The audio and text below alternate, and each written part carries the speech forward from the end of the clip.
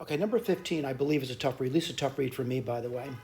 So it says the distance traveled by a man in any hour after the first equals a constant number of miles. All right, so I'm going to stop there and say that I'm realizing that it has something to do with the number of hours traveled at this point. So I'm going to summarize this one step at a time. Again, we're on the 15th problem. I'm not saying I'm getting better at this, but this is a tough read, right?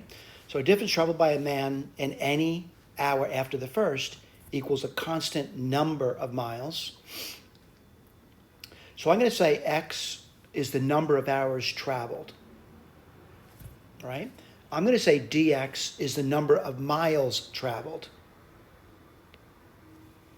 in any given hour. All right? So let's take a look at this. Now they say x is greater than 1. So let's write this down. So let's dx, the number of miles traveled in any given hour. So what do they say? The distance traveled man in any hour, any given hour, equals a constant number. I don't know what that is. Plus a number of miles, which varies inversely as the number of hours traveled before that hour. Well, before that hour would be x minus 1. It's inverse, though.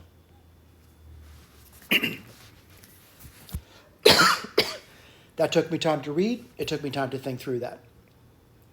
I got the relationship, though. So the next thing I want to do is read forward and try to see if I can figure out these things, all right? So it says, if he travels 12 miles in the 6th hour, so that's going to be D6 is 12.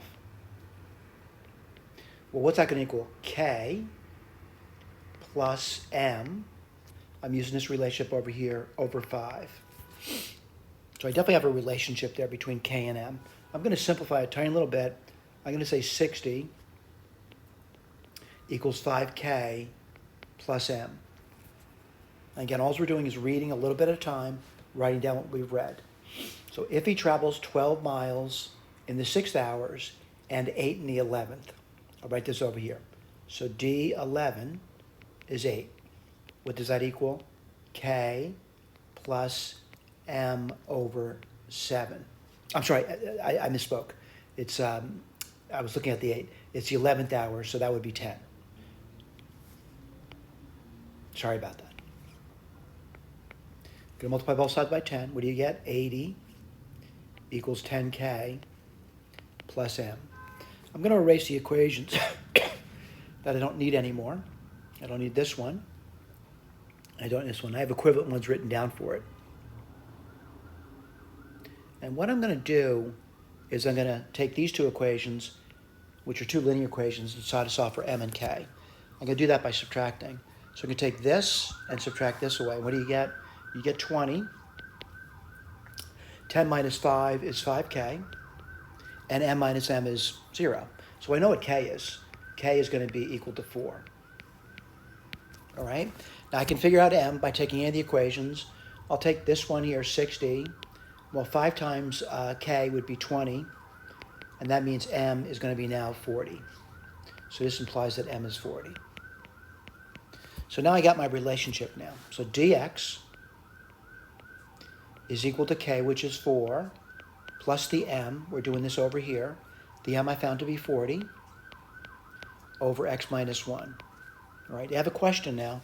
How far does he travel in the 21st hour? So I write this down. D21 equals 4 plus 40. 21 minus 1 is 20. So that's going to be 4 plus, 40 divided by 20 is 2. So this will be 6. So what does he do? He travels 6 miles. All right, I found that to be a tough read. That varies from person to person, by the way. Certainly when I read through that, I had to read through it several times before I figured out what they were saying. It did take some time, all right? And that's what I'm going to encourage. Take the time to read, all right? I want to just remind you again who I am. I'm Ron Bannon. My email address is Bannon, B as in boy, the @ symbol, nnon.us. Why would you want to contact me? To let me know there's an error in the document that needs to be corrected, or a criticism of the document that I may be able to address. Thank you.